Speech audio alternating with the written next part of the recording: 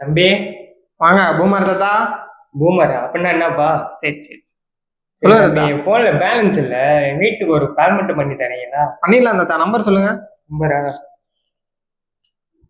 04 04 52. 52. என்ன தாத்தா 0452? இன்னுமா அந்த நம்பர்லாம் யூஸ் பண்ணிட்டு இருக்கீங்க? ஆமாப்பா, நீங்க தான் இந்த காலத்துல புது புது போன்லாம் வாங்குறீங்க, நினைச்ச நேரத்துல நெட் வாங்குறீங்க. ஆனா நாங்க அப்படி இல்லை தம்பி. இந்த பிஎஸ்என்எல் சிம் வாங்குறதுக்கே எவ்வளவு கஷ்டப்பட்டோன்னு எங்களுக்கு தான் தம்பி தெரியும். அப்படி என்ன தாத்தா கஷ்டப்பட்டீங்க? எங்க கொஞ்சம் ஸ்டோரி எடுத்து சொல்லுங்க. இந்த கஷ்டத்தை நான் சொல்றதுக்கு மேல என் பாலிய சிநேகிதன் விஷால் சொல்லுவாரு. கேட்டுருவோம். எது பாலிய சிநேகிதனா? என்னடா இது புது கதையா இருக்கு. அந்த தாத்தா சொன்ன ஸ்டோரியை இப்போ உங்களுக்காக சொல்றேன். இப்போ நம்ம யூஸ் பண்ற மொபைல்ஸ், நெட்வொர்க்ஸ் எல்லாத்துக்குமே முன்னோடியா இருந்தது பிஎஸ்என்எல் தான். இந்த பிராண்ட் நேமா இந்தியா கம்யூனிகேஷன் கார்பரேஷன் லிமிடெட் அப்படின்னு கூட சொல்லலாம். எஸ், இது மத்திய அரசாங்கத்தோட தொலைத்தொடர்பு கட்டுப்பாட்டுல வர்ற ஒரு கம்பெனி தான் பிஎஸ்என்எல். இந்த வீடியோல நம்ம என்ன பார்க்க போறோம்னா, பிஎஸ்என்எல் யாரு, அவங்க எப்போ ஆரம்பிச்சிருக்காங்க, நம்ம நாட்டோட மிகப்பெரிய கம்பெனியான டாடா குரூப்ஸ் பிஎஸ்என்எலோட கைகோர்க்க போறாங்க அப்படிங்கிற அனௌன்ஸ்மெண்ட் வெளியாயிருக்கே. இதனால என்ன மாதிரியான சேஞ்சஸ் வரலாம் அப்படிங்கிறத டீட்டெயிலா பார்ப்போம். லேண்ட்லைன் போன்ஸ்க்கு முன்னாடி கடிதங்கள், அதாவது லெட்டர்ஸ், போஸ்ட் கார்ட்ஸ் இருந்துச்சு. அதுக்கு முன்னாடி ஓலைச்சுவடி மூலமா செய்திகளை பரிமாறிட்டு இருந்தாங்க. அதுக்கு முன்னாடி மனிதர்கள் மூலமா தூது அனுப்புறது, புறாக்கள் மூலமா தூது அனுப்புறது அப்படின்னு இருந்துச்சு.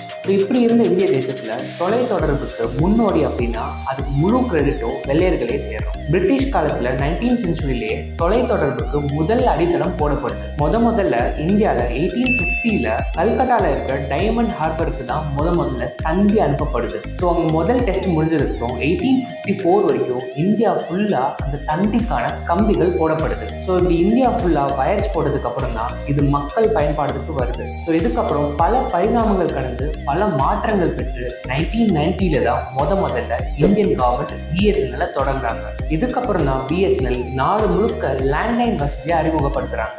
அப்போதைய காலகட்டத்தில் ஒரு ஊர்ல இருந்து இன்னொரு ஊருக்கு பேசணும்னா அப்போ எல்லா ஊருக்கும் இண்டிவிஜுவலா ஒரு கோடு இருந்துச்சு. ஈவன் ஒரு ஸ்டேட்டுக்கும் இன்னொரு ஸ்டேட்டுக்கும் மாற்றணும்னா கூட அதுக்கும் ஒரு செப்பரேட் கோடு இருந்துச்சு. இங்க நம்ம கவனிக்க வேண்டியது என்னன்னா, ஒருத்தர்கிட்ட நம்ம பேசணும் அப்படின்னா அவரோட சொந்த நம்பரை மட்டும் இல்லாம அவர் எந்த ஊர்ல இருக்காரு, எந்த ஸ்டேட்ல இருக்காரு, அதுக்கான கோடு என்ன அப்படிங்கிறதையும் மனப்பாடம் பண்ணி வைக்க வேண்டியதா இருக்கு. ஸோ அதனால தான் அந்த காலத்துல நிறைய பேர் டைரி யூஸ் பண்ணிட்டு இருந்தாங்க. அந்த டைரியில எல்லா ஊரோட கோடும் இருந்துச்சு. ஒரு சில சாம்பிள் சொல்றேன் பாருங்க. அதாவது சென்னையோட கோட் நம்பர் 044, மதுரைக்கு 0452, இதே கோயம்புத்தூருக்கு 0422. ஸோ இந்த நம்பர்ஸை தான் நம்ம எஸ்டிடி கோட்ஸ் அப்படின்னு சொல்லுவோம். ஸோ அப்படி எல்லா டிஸ்ட்ரிக்ட்க்கும் தனித்தனி கோட் இருக்கு. இன்னைக்கு நம்ம மொபைல்ல ஜஸ்ட் நம்பர் மட்டும் சேவ் பண்ணாலே போதும், அந்த பர்சனுக்கு டேரக்டா கால் பண்ணிடலாம். பட் அந்த சிஸ்டத்தையும் இந்த சிஸ்டத்தையும் கொஞ்சம் யோசிச்சு பாருங்க, தலையே சுத்துது. சரி, எஸ்டிடின்னு நடுவில் ஒன்று சொன்னேன், அப்படின்னு நினைக்காதீங்க. டெலிகம்யூனிகேஷன் பொறுத்த வரைக்கும் 3 கோட் இருக்கு. அதாவது எஸ்டிடி, ஐஎஸ்டி, பிசிஓ. இந்த 3மே என்னன்றதை பார்ப்போம். எஸ்டிடி அப்படின்னா சப்ஸ்கிரைபர்ஸ் ட்ரங்க் டயலிங். இந்த தகவல் தொடர்பு வசதி நம்ம நாட்டுக்குள்ளேயே ஒரு எக்ஸுக்கும் ஒரு ஒய்க்கும் எந்த ஒரு நடுவில் ஆப்ரேட்டரும் இல்லாம அவங்களே அவங்க தகவலை பரிமாறிக்க முடியும். ஐஎஸ்டி அப்படிங்கிறது இன்டர்நேஷனல் சப்ஸ்கிரைபர் டயலிங். இந்த தகவல் தொடர்பு வசதி நம்ம நாட்டுல இருந்து வேற ஒரு நாட்டுக்கு தகவல் தெரிவிக்க பயன்படும். பிசிஓ அப்படிங்கிறது பப்ளிக் கால் ஆஃபீஸ். இந்த வசதி நம்ம கிட்ட ஒருவேளை சொந்தமா லேண்ட்லைன் போன் இல்லை அப்படின்னா பப்ளிக்ல யூஸ் பண்ணிக்க முடியும். அதுக்கு தான் இந்த பிசிஓஸ் வந்துச்சு. பட் இதுக்கு நம்ம எவ்வளவு நேரம் பேசுறோமோ அதுக்கு ஈக்குவலான காசு போடுற மாதிரி இருக்கும். ஸோ இப்படி 1990ல இருந்து 2000 வரைக்கும் பிஎஸ்என்எல் தான் ஒரே ராஜாவா இருந்துச்சு. அதுக்கு காம்படிட்டரே இல்லை. அதாவது இதுக்கு எவ்வளோ டிமாண்ட் இருந்துச்சுன்னா ஒரு கனெக்ஷனுக்காக மக்கள் 3ல இருந்து 4 வருஷம் கூட வெயிட் பண்ற மாதிரி இருந்துச்சு. காத்திருந்து காலங்கள் போகுதடி.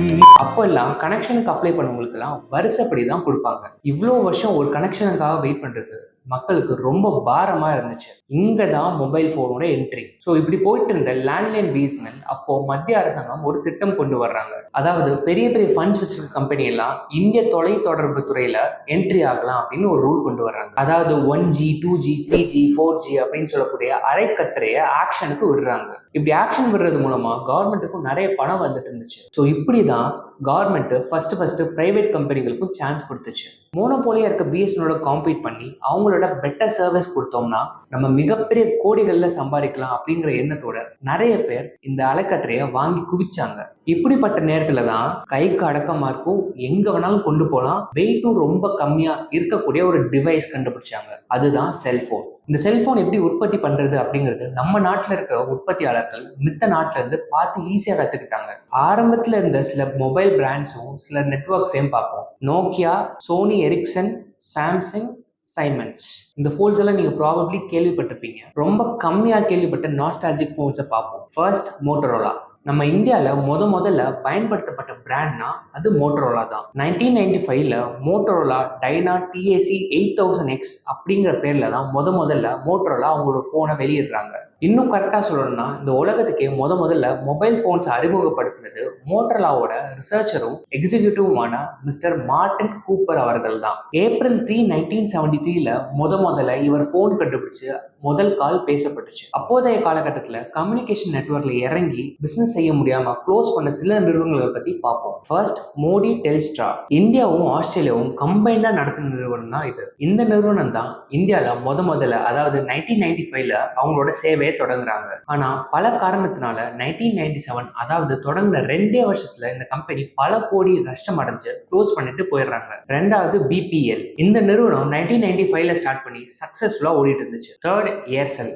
எல்லாருக்கும் மோஸ்ட்லி இது தெரியும். 1999 ஆரம்பிச்சு மிகப்பெரிய வெற்றி நடை போட்டுட்டு இருந்துச்சு. ஆனா பல காரணத்துக்காக 2018 அவங்களோட சேவையை க்ளோஸ் பண்ணிட்டாங்க. இந்த கம்பெனியோட ஃபவுண்டரான திரு சின்னக்கண்ணன் சிவசங்கரன் நம்ம இவ்வளவு நேரம் பார்த்த மாதிரி ஹிட்ச் அதாவது Vodafone SR, Tata Docomo, Idea, Spice, Orange, Escotel, Birla, AT&T, Uninor, Indicom, MTS, Videocon ஆகிய நிறுவனங்கள்லாம் 2005 இருந்து 2020 வரைக்குமே கொஞ்சம் சக்சஸ்ஃபுல்லா போயிட்டு இருந்தாங்க. இவங்களோட பயணம் பண்ணிட்டு இருக்க ஏர்டெல், வோடாஃபோன், ஜியோ இந்த ஃபீல்டோட ஜாம்பவான்னே சொல்லலாம். அதுலயும் 2019 இருந்து ஜியோ அப்படிங்கிற வார்த்தை எல்லா இந்தியருக்கும் ஒரு ஃபேவரட்டாவே மாறிடுச்சு. இதுக்கு ரீசன் ஜியோ அன்லிமிட்டடா ஃப்ரீ நெட்வொர்க்கா கொடுத்தாங்க. அதாவது அன்லிமிட்டெட் கால்ஸ், SMS அப்படின்னு எல்லா சேவையும் ஃப்ரீயா கொடுத்தாங்க. இப்படி எல்லாத்தையுமே ஃப்ரீயா கொடுத்ததாலே ஈஸியா அவங்க மார்க்கெட் ஷேரை கேப்சர் பண்ணிட்டாங்க. இன்னும் சொல்ல போனா இந்த வீடியோவை பார்க்குற பல பேர் இன்னும் ஜியோ சிம்ல இருந்து தான் டேட்டாவை வச்சு பார்த்துட்டு இருப்பீங்க. இப்படி இவ்வளவு பிளேயர்ஸ் உள்ள வந்ததுக்கு அப்புறம் தகவல் தொடர்பு துறையோட முன்னோடியான BSNL அப்படிங்கிறது மக்களுக்கு மறந்தே போச்சு. இப்படி ஆல்மோஸ்ட் மறந்து போன நெட்வொர்க்கான BSNL தான் இந்தியாவில் மிகப்பெரிய தொழிலதிபரான டாடா ஆல்மோஸ்ட் உயிர் கொடுத்திருக்காருன்னு சொல்லலாம். இந்த ஃபீல்ட்ல இன்னமும் டாமினேட் பண்ணிட்டு இருக்க ஜியோ, ஏர்டெல் அப்புறம் வோடாஃபோனுக்கு டாடாவோட கொலாபரேஷன் மிகப்பெரிய பயத்தை கொடுத்துருக்குன்னே சொல்லலாம். இந்த BSNLும் டாட்டாவும் கொலாபரேஷன் பண்ணது மூலமா என்னென்ன மாறப்போகுது அப்படிங்கிறத ப்ரெடிக்ட் பண்ணலாம். BSNLும் டாட்டாவும் கொலாபரேஷன் பண்ணது மூலமா BSNLக்கு இது ஒரு மிகப்பெரிய கம்பேக் அப்படிங்கிறதே நம்புறாங்க. இன்னும் சொல்ல போனா பல லட்ச மக்கள் அவங்க யூஸ் பண்ண நெட்வொர்க் இஷ்யூஸ், மொபைல் நெட்வொர்க் சரியா கிடைக்கிறது இல்ல, சரியான சர்வீஸ் கிடைக்காத காரணத்தினால BSNL இருந்து வேற நெட்வொர்க்ஸ் மாறிடலாம்னு நினைச்சிட்டு இருந்தாங்க. இங்கதான் டாடா கொலாப் பண்ணது மூலமா நிறைய மக்களுக்கு இப்போ BSNL மேல நம்பிக்கை அதிகமாயிருச்சு. BSNL ஆரம்ப கட்டத்துல மக்களுக்கு நிறைய ஆஃபர்ஸ் கொடுத்தாங்க. அதாவது இன்கமிங் கால்ஸ் வந்தா கூட காசு கட்டணும், வேற ஸ்டேட்ல இருந்து பேசினா ரோமிங் சார்ஜஸ் அப்படின்னு இருந்த காலகட்டத்துல BSNL இதெல்லாமே இல்லை அப்படின்னு உடைச்சு இறஞ்சாங்க. இதனால தான் தனியார் நிறுவனங்கள் வேற வழி இல்லாம இந்த ஆஃபர்ஸ் எல்லாம் கொடுக்க ஆரம்பிச்சாங்க. ஸோ இதன் மூலமா என்ன தெரிய வருது அப்படின்னா மத்திய அரசாங்கம் நினைச்சா அவங்க நடத்துற நிறுவனம் மூலமா மோனோபோலியை டெஸ்ட்ராய் பண்ணிடலாம் அப்படின்னு தெரிய வருது. இது டெலிகம்யூனிகேஷன் இண்டஸ்ட்ரி மட்டும் இல்லாம எல்லா சர்வீஸ் செக்டாருக்கும் இது பொருந்தும். இப்போதைய ஜெயன்ஸான வோடாஃபோன், ஜியோ, ஏர்டெல் எல்லாம் 3G எல்லாம் தாண்டி 4G தாண்டி 5Gக்கே வந்துட்டாங்க. பட் BSNL இன்னும் பின்னாடி தான் இருக்கு. இப்படிப்பட்ட நேரத்துல தான் டாட்டாவும் BSNLும் சேர்றது BSNL நிறுவனத்துக்கு வயிற்றுல பால் வார்த்த மாதிரி இருக்கு. அதாவது இதுக்கு காரணம் என்னன்னா டாடா மேல இந்தியர்களுக்கு மிகப்பெரிய ஒரு நன்மதிப்பும் நம்பிக்கையும் இருக்கு. ஏன்னா டாடா நிறுவனம் A to Z எல்லா நுகர்வோர் பொருட்களையும் அவங்க தயாரிக்கிறாங்க. அப்படி தயாரிக்கிற எல்லா பொருளையும் ரொம்ப நியாயமான விலைக்கும் நேர்மையாகவும் செய்யறாங்க. இந்த கொலாபரேஷன் மூலமா டாடா நிறுவனம் பிஎஸ்என்எலுக்கு என்ன கொண்டு வர்றாங்க அப்படிங்கிறத பார்ப்போம். டாடா நிறுவனம் பிஎஸ்என்எலுக்கு கிட்டத்தட்ட 15,000 கோடி ரூபாய்க்கு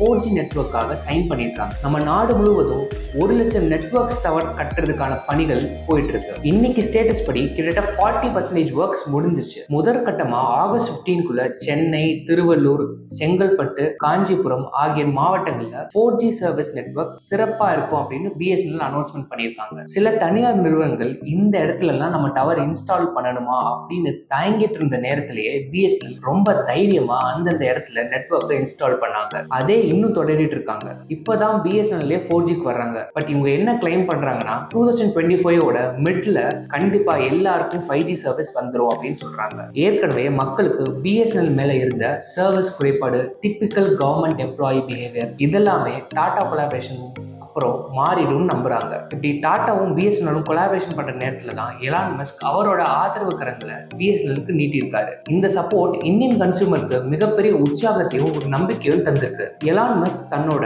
ஸ்டார்லிங்க் நிறுவனத்தின் மூலமா சேட்டலைட் கம்யூனிகேஷன் சர்வீஸை டாடா நிறுவனத்தோட சைன் பண்ணியிருக்காரு. ஸோ இவங்க 2 பேரோட என்ட்ரியும் பிஎஸ்என்எலுக்கு இந்தியாவில மிகப்பெரிய பூஸ்ட்னே சொல்லலாம். ஸ்டார்லிங்கோட சர்வீஸ் எப்படின்னா நீங்க ஒரு ஃபிளைட்ல உட்கார்ந்தா கூட அங்கேயும் உங்களுக்கு ஒரு நெட்வொர்க் கிடைக்கும். ஆக மொத்தத்துல பிஎஸ்என்எல் நெட்வொர்க் ஒரே கல்ல 2 மாங்காய் ஆயிடுச்சு.